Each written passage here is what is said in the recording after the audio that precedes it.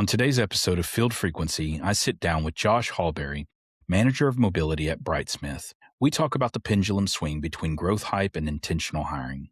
Josh covers why SaaS or tech hiring playbooks might not work in an infrastructure-heavy business. We also talk about how compensation has recalibrated and what really closes the back door when it comes to employee retention. This isn't a conversation about recruiters filling seats. It's about talent architecture in a volatile, capital-constrained industry, and what both candidates and employers need to understand if they want to build something that lasts longer than the next funding cycle. Let's get into it.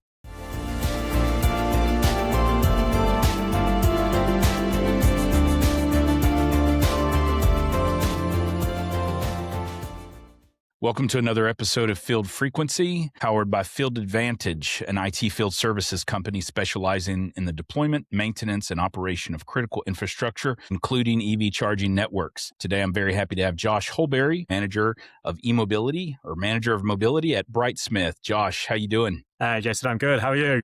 Good. Thank you for coming on. Thank Sorry you for messing up your title there a little bit. You correct us. Correct me here when you introduce yourself. I'm very glad to have you on. I've been looking forward to this conversation. Looking forward to talking with you and hearing about what you're doing in the space, what Brightsmith is doing in the space. But just kind of out the gate for the audience, I'd like you to, of course, give us your background, an introduction to what led to you in being in the seat that you're in today, and what was the catalyst to diving into the wild world of clean tech and specifically e-mobility? Yeah, absolutely. No, thank you very much for having me on the show. It's been a pleasure. I know we've connected a few times in the past, so I was really glad that you reached out about this one. Yeah, for sure. I mean, over at Brightsmith, we really kind of focus exclusively on the energy transition space. So we are like a certified B Corp. So we went down the route of getting certified there, which was, I know for our founders, Adam, Jem, and Tommy was a big, mission for them. But really kind of we support companies across everything from EV charging, renewables, batteries, grid tech, nuclear sectors. But my focus, as you said, has always been within sort of the mobility sector, really kind of focusing on helping scale kind of commercial, financial leadership teams across that EV ecosystem. For me, I wanted to align with like an impactful industry. I think when I joined and fell into recruitment, as most recruiters will always tell you they did, but I also wanted to kind of focus on a growth and a challenge industry. So I've been in amongst the e-mobility space for about 5 years now. And I think kind of that intersection of energy, infrastructure, software, policy was sort of the piece that really intrigued me and a lot of others into why they kind of fell into EV as well, and why it is kind of uniquely talent constrained as well. Yeah, talent constraint is a good phrasing. I would say that EV infrastructure headlines, they swing between this massive growth and all these opportunities and then back towards contraction. So it's this pendulum that's swinging back and forth. And so, being in the recruitment space, specifically targeting mobility, all kinds of mobility, what does the talent pipeline look like underneath all that volatility behind that pendulum swing? Yeah, I think it's uniquely dependent on the role as it is, number one. I think I mentioned before, so you've got policy pieces, you've got the software pieces. It's not just a pure tech market, as we all know, nor a pure energy market. It's kind of like that, like a convergence sector, really. I kind of sometimes use the phrase, and I think that kind of does sometimes create a bit of a scarcity of people should fit, but I think those who understand the entire kind of value chain on the leadership side, you see people coming over from utilities and from deployment, hardware, SaaS, fleets, all kind of, I think it's been a very, very big ecosystem that has really come together, which I think is, where some companies have really thrived and where some potentially have had some challenges, is finding, how to find them people who can not only kind of mix together, but also kind of where those differing sectors do sometimes clash from previous experiences or previous work, and how you can kind of put everything together in a vision. But yeah, for us, I think you're exactly right, Jason, when you say it does swing in that kind of pendulum.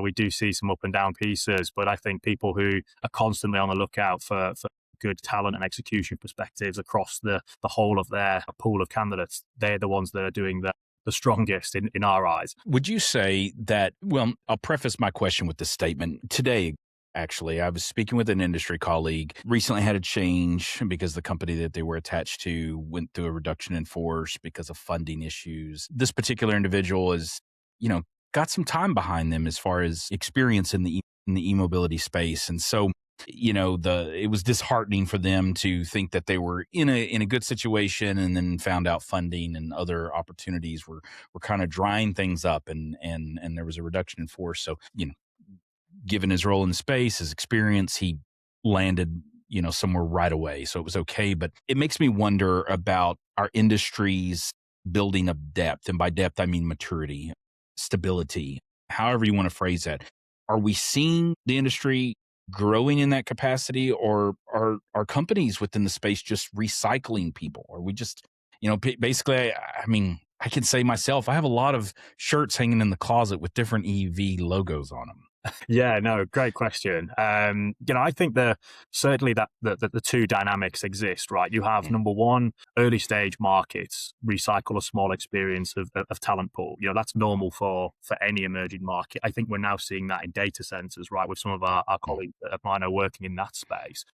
People then being drawn to competing organizations with more funding, with bigger scopes, big responsibilities. But I think with the unique part of EV, I think kind of touched it before, with like the utilities, the electrification of fleets, automotive get involved. You've even got enterprise SaaS now, kind of with the cloud infrastructure, telecommunications. When you look at people who can actually construct the EV charging stations, you've got that kind of entire ecosystem that they can really lean on. So it's, I definitely would argue a wider plethora of talent available now, which has grown, as you've said. But yeah, I certainly think that there's a bottleneck now of mid-level operators. I'd probably say most of our clients are challenging to find. People who have taken a charging network from pilot and scaled deployments. Now you look at areas, for example, with the robo-taxis. That's a new hot market that everyone's talking about. People obviously who have done that are rather scarce at the moment, as it is a bit of a newer marketplace. So it ebbs and flows into what skill set you are looking for. But some companies do get tripped up when you're looking at those, kind of hires and the playbooks for what you need to look at. Speaking of playbooks, when Brightsmith brings on a new client, there's probably some refinement that you have to kind of walk the new client through from a recruiting identification and process, mindsets. So do you find that the companies, they get tripped up if they maybe assume a software or textile hiring playbook, or are they kind of coming to you as the subject matter expert, and they're leaning on your expertise to know, how do we start this journey to onboard talent aligned with the roles that we envision? Yeah, that's very interesting question. And I honestly could say it's a case by case basis. I mean, whilst we're on the outside looking in, it's always a piece that I talk about with my clients, is that, whilst I know the ecosystem, I'm not on the ground of the ecosystem. Do you know what I mean? I'm not day to day speaking to all the different clients there. But I think the best part about being a recruiter sometimes is the fact that you can deliver insights into other organizations, the structures, how they build things and build teams that other companies or other people don't know. One of the biggest mistakes I see, as you said right there, hiring purely SaaS people or a SaaS playbook ability. It's not just a digital growth problem.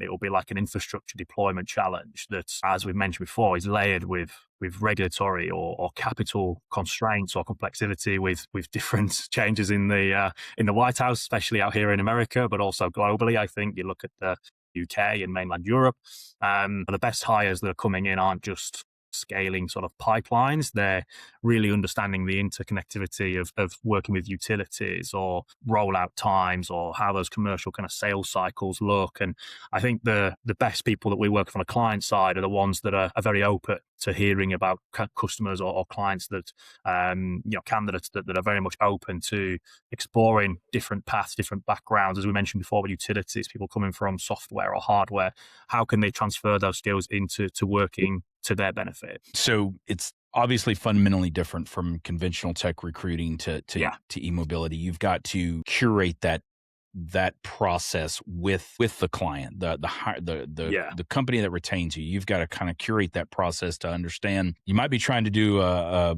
square peg in a round hole, or maybe the inverse of that phrasing.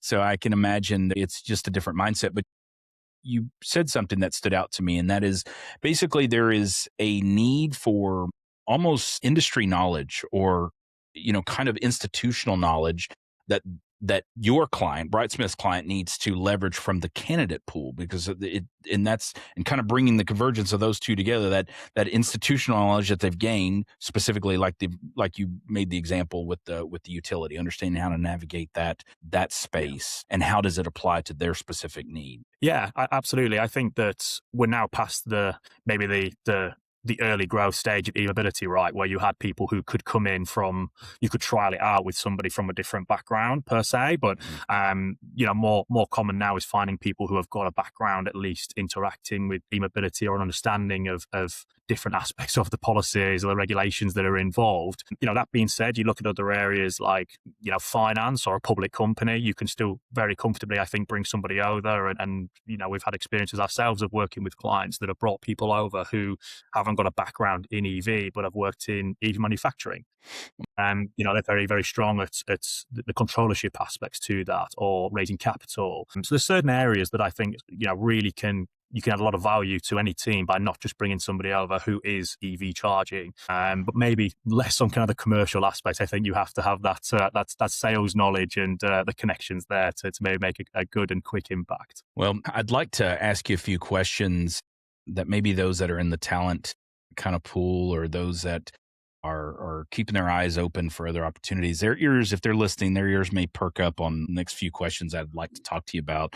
The first that I wanted to talk to you about has to do with pay, kind of the role of pay as well as career path. There was maybe some early feedback within the space that, because of the industry being as nascent as it is, I think it still kind of is, maybe, that there was the sense of salaries being somewhat inflated because of the lack of maybe maturity of the industry. Is this the right price to pay? Is this the right salary to be pursuing? Is this the right salary being offered?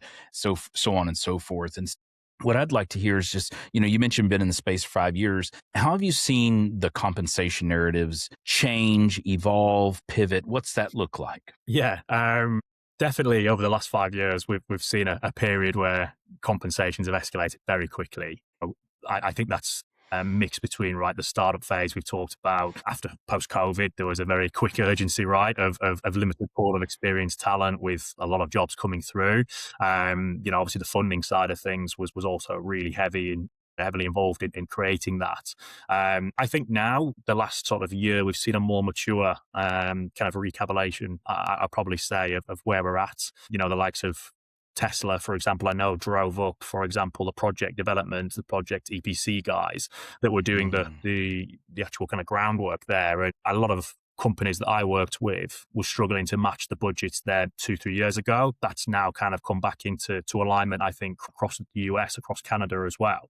One thing I will say is a lot of people who are working in EV right now certainly aren't chasing the highest salaries involved. I think that people are very much, they've got a personal, goal or environmental goal that they're very much looking at. There's other pieces that I think with e-mobility that come to it, right? You've got maybe a bit more of a longer term trajectory. A lot of customers are looking at, automotive customers are now looking at where they can, attract new, clients or customers themselves and people who want to work in that space. There's a lot more long-term trajectory in EV potentially than there was 5 years ago than there is now. And so as a business scales, as kind of like the architecture of maybe some of those larger OEMs, some of these more stable EV charging companies, start to transition into longer term players, it becomes a little bit more of, you've got opportunity to join and stay with a company through that path. Yeah, to wholeheartedly answer your question there, Jason, I think it's been up and down. We're certainly in the recalibration phase now, but I think that there will certainly be some hopefully positive news to get things moving again. Whether I look at it from my own personal experience, having been in the industry and worked for several different companies in EV roles,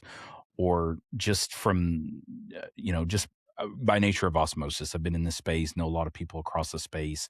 Somewhat of a cultic industry in that people are always talking to each other and we're all kind of exchanging notes among each other and experiences and stuff. And so there's been a pattern of somewhat transient type of model among the hiring pool, the talent pool. And I've seen how that has competed with commitment. And I wonder, have you seen in this space that it is it's pulling in commercially aggressive folks that they just want to move quickly, break things, make some money, get some good sales, or it's just kind of they're just passing through and they're not really committed to it. Or is maybe that transient attached to personal ambitions that they're just they want a career path that they can put some confidence in, and maybe they don't see it at this company but they see it over there, so they go over there, and then it didn't work out over there because they didn't understand all there was to know about working over there, and now they're looking, and it's just this movement. And so is it really a transient commitment issues? What's going on here with that? Is it symptomatic of the space that companies are having reductions in force? What's your comments on that? Yeah, no, I certainly think, it goes back to some of our earlier points, right? At the beginning of any sector, you have a lot more movements. People are getting higher base salaries. We've just talked about that, and jumping ship a little bit quicker to get some more cash. I mean, to pay the bills again, extra, 10, 20K, sometimes that's a big enough pull for a lot of people to move. But I think you nailed it on the head a little bit at the end there about people talk about other people a lot as well. I think there's certainly a lot of chatter in our industry about, who's getting paid what or what deal. Mm-hmm. Usually people know exactly what deal other people are working on or have won successfully on a bid, for example. And, naturally people understand kind of what the compensation or the commissions might look like from something like that, or the bonuses might look like.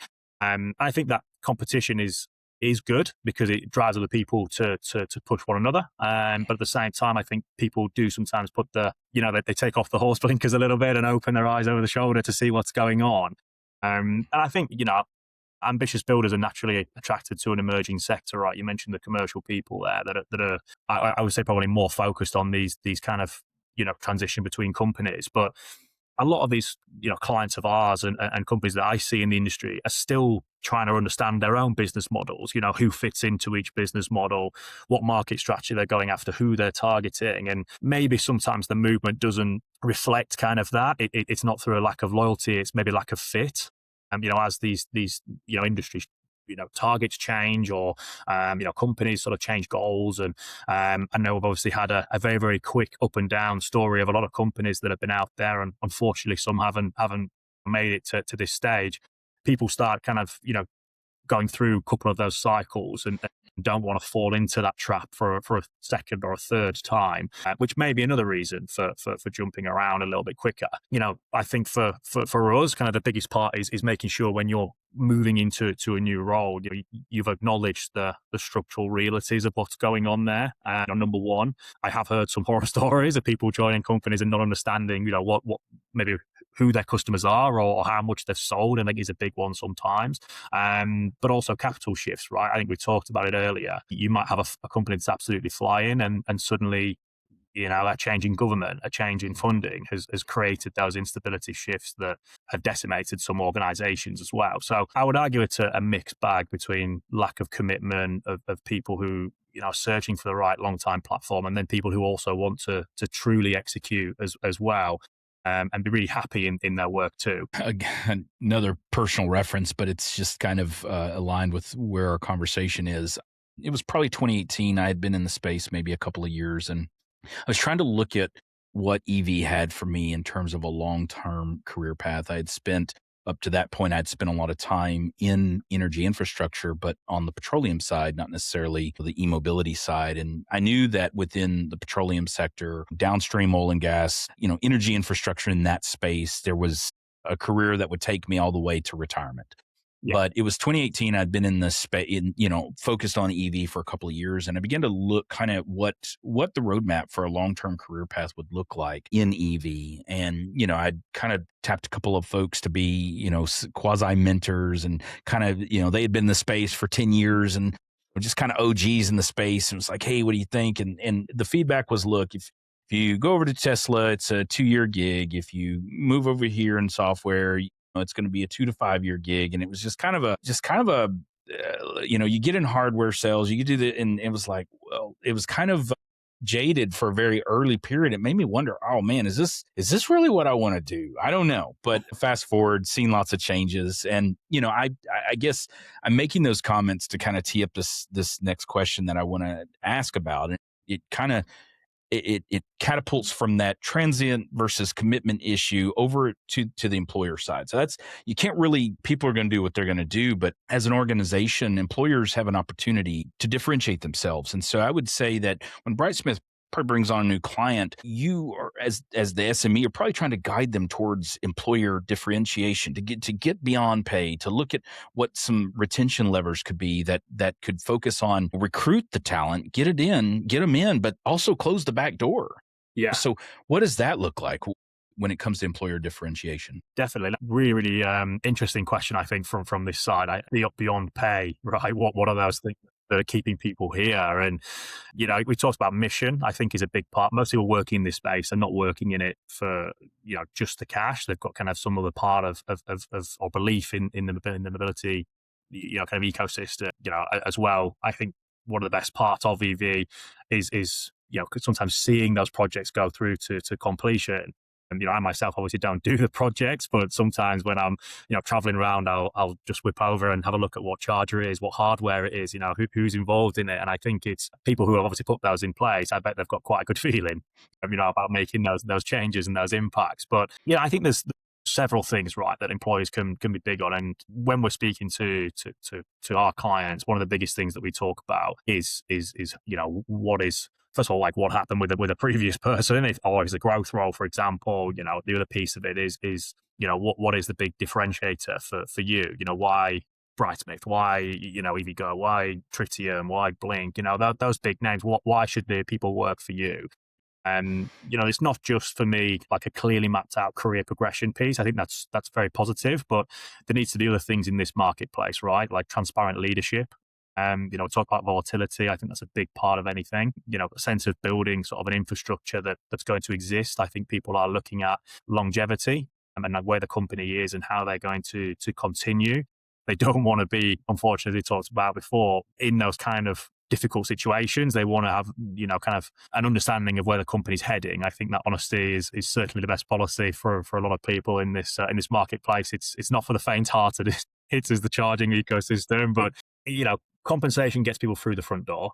And then that conversation around, market shifting, but also, where you could potentially grow into, a leadership position or intentional career design around, how a role will evolve as a company scales. Additionally, if there's more funding coming through, how quickly you're looking to hire, can you bring people on who have got, more mission alignment there and have done that before, for example. So it comes down to making the right hires, but I think making an extra step to make them understand what they're coming into and what the mission is almost as important as getting that offer out initially anyway. Yeah, mission alignment. I couldn't have said it better, because sometimes there's misinterpretation around what that really means, and maybe the end is the means to the end is where the disconnect is in the means to the end. How you get to that, whatever that company is defining as success. And, culture, workplace culture is almost an overplayed topic, or maybe not topic,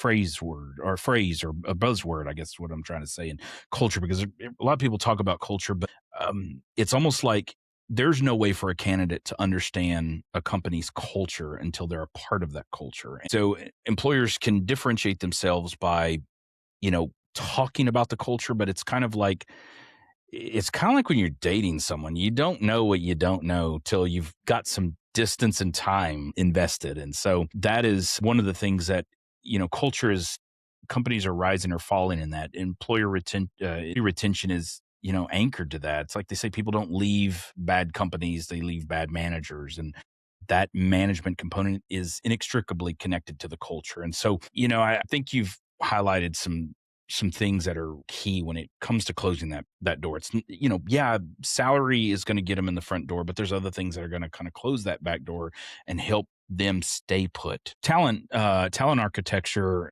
versus maybe transactional hires. That's where do companies maybe confuse the velocity of the hiring path with maybe hiring strategy? And it's kind of summarized by, right person, right seat. Yeah, has been said. What does that look like? Yeah, I mean, there's probably a few examples, right? One of sometimes the common pieces of maybe getting a huge funding round is hiring very reactively. sometimes that could be, a mistake if you hire too many folk to build things out too quickly. Or alternatively, you don't hire fast enough and suddenly you're catching up. I think that kind of durable organizational design of being very sequenced with your hiring, right? So you've got the deployment, you have like your, kind of the partnership side of things, the commercial side of things starting to pick up. But I think what we see market wide as recruiters in this space is finding people with that complementary sort of skill stack is the most important piece here from, kind of a talent architecture standpoint. You want to find someone who can maybe tick two boxes rather than just one. I don't mean here, by the way, of finding someone who could cover three roles, themselves. I mean someone who can more, if they have to for the time being do this, they can. And that's really opens up, I think, some of the doors of being able to scale. But at the same time, you've got to make sure, I think, going back to closing the back door on people, you don't want to then keep them, working to the bone and not having opportunity to grow because they're doing two jobs. I think many companies do look at kind of their hiring velocity with sort of like strategic progress. They want to rush to fill seats, but I think the other part of it is you mentioned culture, right? What sequence of hires are you going to do that's going to actually impact culture or improve culture? How are you going to improve revenues? How are you going to kind of increase kind of maybe the time frame or the uptime for the chargers, for example? I think the strongest teams aren't built by stacking kind of big people with big titles. They're built by more of those complementary capabilities, people that have maybe kind of have that cross skill set and can mirror how other people work. Is a really good way that I've really kind of advised quite a few of my clients with kind of their hiring strategy pieces. Yeah, that's good. The capitalizing on the talent, their flexibility around having multiple skill sets to kind of offer and bring to the table. And for some, it's like what you said. It's like you're not trying to assign that person three jobs, or they're doing three jobs walking in the door. Well, and it doesn't come with three salaries. It's one salary, three jobs. I get that's not what you mean. But in other words, that gives them flexibility. And there's some people that would be, attracted to that. They're compelled because it's new, it's energetic, it portrays flexibility, it portrays opportunities. But then there are others that's like, no, I don't want that. That seems unstable. I want a job description. I want it to be this, and this, and nothing more. And I'm really uncomfortable with that line, other duties as assigned, just because they want to just get in the seat and do just that. And so I guess that's really, that again, but that ties back to the employer finding the right person for the right seat. Yeah.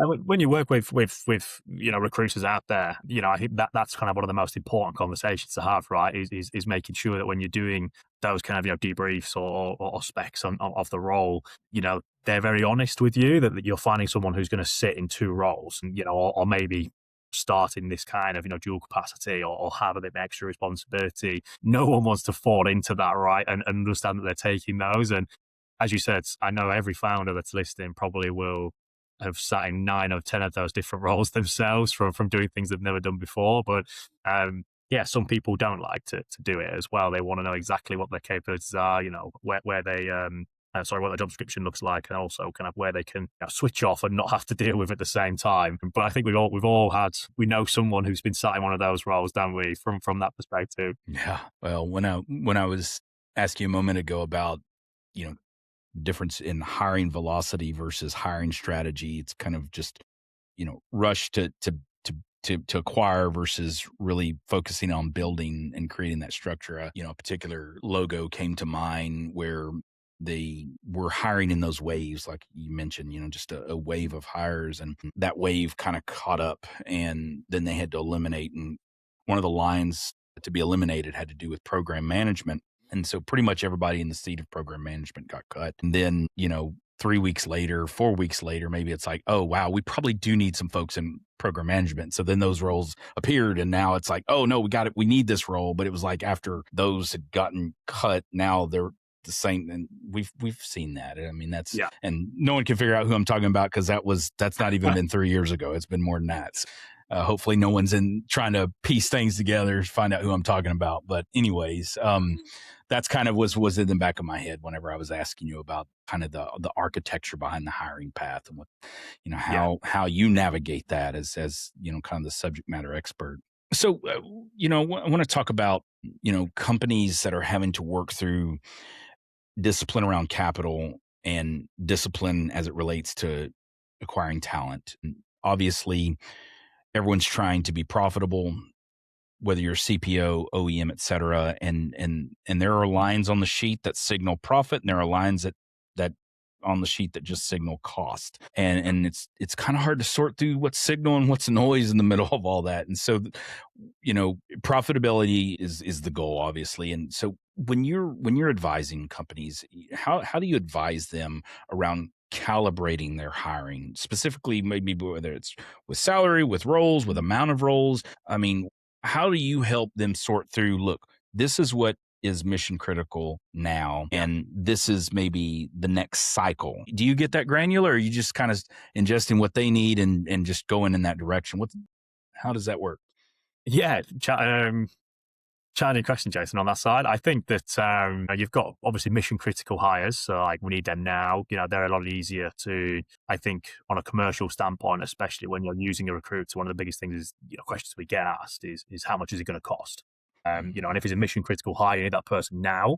They're a lot more, people are a lot more open to opening that budget or the purse strings a little bit, especially CFOs, for example. But then you've got other people, but you've got execution hires, you've got more optical hires, and it is company by company different. I will certainly say, some have very much had very strong success with using, kind of maybe outside agencies or within their own HR teams. And, the flip side, unfortunately, some of them haven't had the strongest relationship with some potential others. But I think that kind of argument of capital versus sort of talent, it very much is dependent on the now versus kind of the growth optic. You've got to look at it from who are we bringing on? How are they going to add value for us immediately, but also in 6 months, in 12 months, in 18 months? A lot of my customers recently have been doing sort of the 30, 60, 90 with a lot of the hires that we've done. And I think it's a really good way, not just understanding what, making the candidate understand what they're going to be doing over that time period, but also from a company taking that step back and saying, right, okay, we've got our understanding of 30, 60, 90. What are we going to do for 120? What are we going to do 180? As the capital potentially might tighten for some people, I think that they might immediately look at, we're going to stop hiring, align directly with revenues and make sure we're back on the bottom line. And sometimes that can be a little bit of a hamstring to a company, because you stop bringing some people who could be very, very good assets to you. You could, unfortunately have an issue, but at the same time, you might have to do that, right? I'm not saying you have to keep hiring. I think we've certainly seen a bit of a healthier shift from growth optics towards more of like an execution, discipline recently in the last probably year and a half. I would probably say maybe 2 years. The sector is maturing, as we talked about earlier. And I think that now we're looking at operational rigor and efficiencies rather than let's just scale. I mean, you mentioned earlier about the company hiring loads of people and then having to make cutbacks immediately. Those days have gone a little bit. They're probably 2 years in the past now, I think you mentioned, whereas 2 years ago, that was exactly what it was, right? And now I think we're hiring people who need to be hired, but making sure that you've got an understanding of maybe where the capital needs to be deployed and where and how quickly is so important for any company. And they need to be, I think, talking about that a lot more than maybe some of them are. In the vein of maybe talking about things that aren't being talked about that you wish they would, I guess I'm going to ask you a question because I'm thinking about it from my own perspective, where I've had a prospect move from a prospect to a customer. And there was probably some things I wished I would have established with them ahead of time and probably couldn't get into it because I didn't cover it on the front end. Now we're already in the middle of it, so I probably can't bring it up now.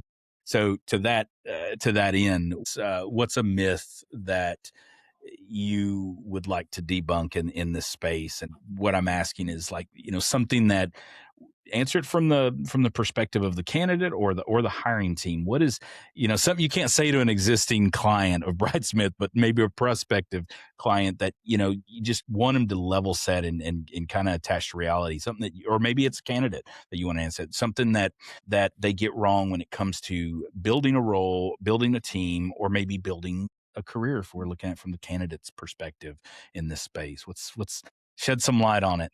What do you want to say? I think I've probably got two, Jason. Okay. I think we've kind of touched on one, and it is, I can't work in EV charging because I've not been in it before.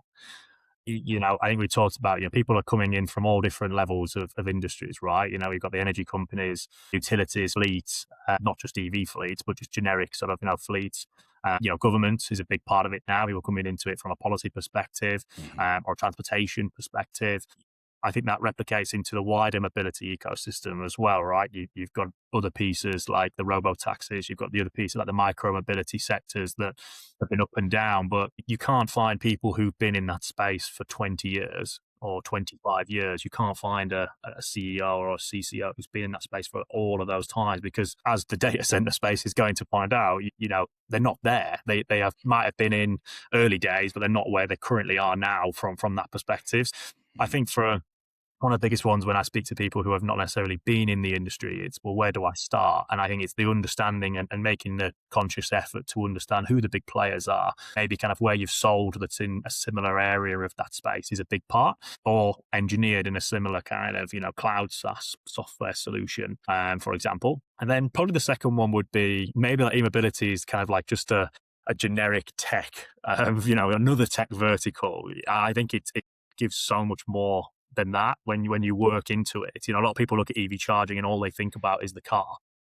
They don't go into the actual, the infrastructure, the build out, how long it takes to put that in place, the OEM side of the business. You look at the cloud structure of it, the CPOs that are involved in that.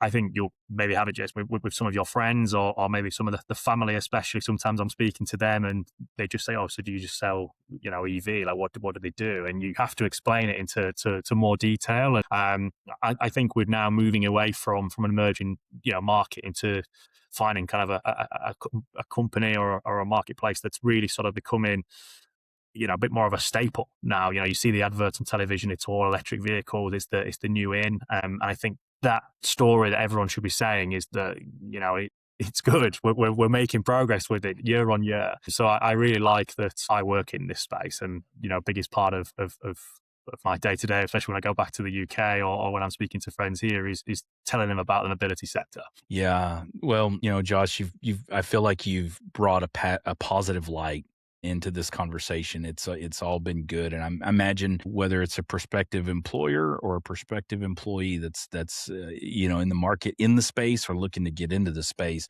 you've shed some important light on some topics here, and I think you've shared some good feedback. So I've appreciated this conversation. I guess pull out the crystal ball, and in 5 years, what does a healthy, sustainable talent market look like in e-mobility? I think we might have mentioned it earlier with the sort of that mid-senior kind of operator level. I think we talked about it right at the beginning.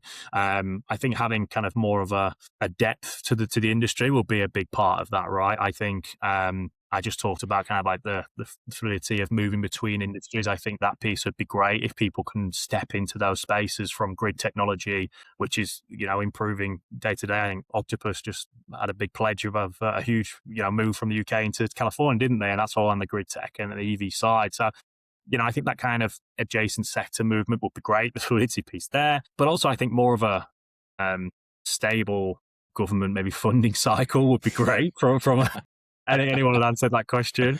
It would make everyone's life a lot easier. But also, I think, people having that kind of positive spin. I've always been very positive and bullish on this. I think when you sometimes are in this sector, things aren't going as great as they should be. A lot of people get down very quickly. And then we talked about start looking over their shoulders. I'm going to be moving on to a new. I'm not saying, stick through the bad times, but I think that if we can all kind of move towards that sort of mission as a whole. If government things move in the right direction, we're all going to be in good spots as people are in the beginning of a new industry. Yeah, I agree. Josh, it's been a great conversation. For those that are listening and want to connect with you directly, want to reach out to you, want to learn more about Brightsmith, what's the best way to do that? Yeah, absolutely. I mean, please visit our amazing website that our marketing lead Vic made. Additionally, connect with me on LinkedIn. I will be at the EV Charging Summit in March with the team, or additionally drop me an email over j.holberry@brightsmithgroup.com. Very good. Thanks for coming on Field Frequency, Josh. Thank you very much. This episode was produced and edited by the team at Autozy. To find out more, visit autozy.co, autozy.co.